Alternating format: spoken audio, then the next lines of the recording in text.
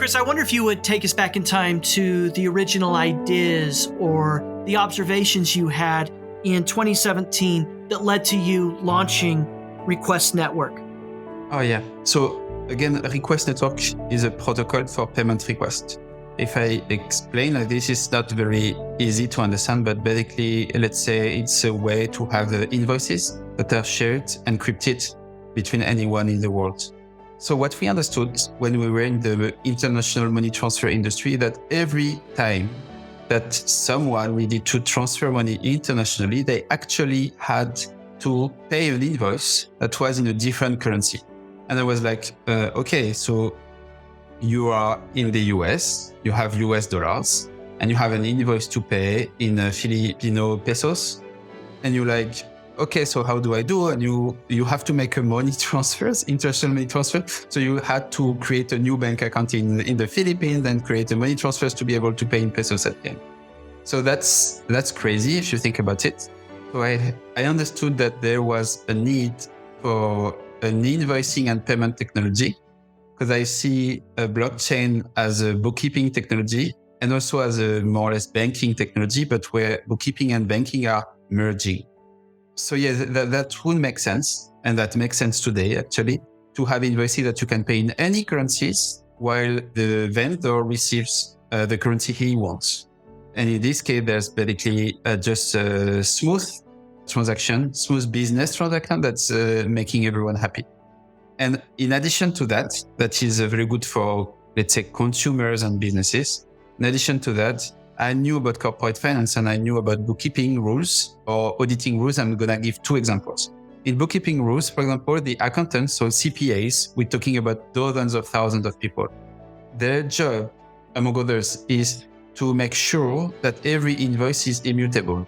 So you cannot delete an invoice. It's forbidden, right? It's a PDF, but you cannot delete it.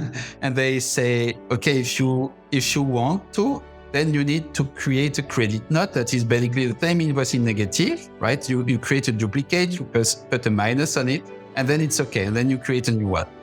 It's crazy if you think about it, but blockchain is immutable. So blockchain makes invoices immutable. So basically, CPAs are paid to make things immutable by asking people to not delete the PDF. Now blockchain is doing it just with the code.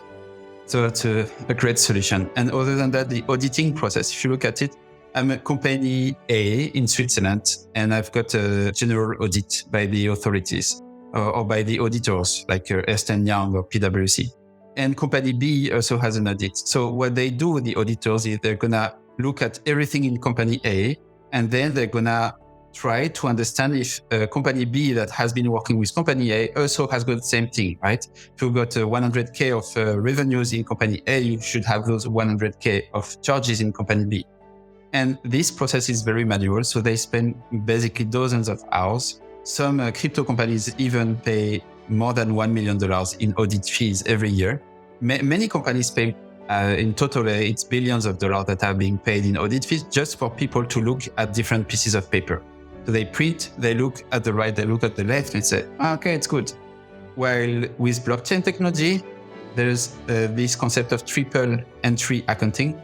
So with triple entry accounting, you can just trust that the data is in both companies because they have the same source. And in our case, the Request Network protocol is the same source.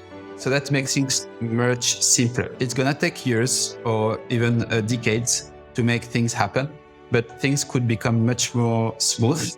Accounting could become and will become real time. Auditing will also become real time, not manual anymore, just automated.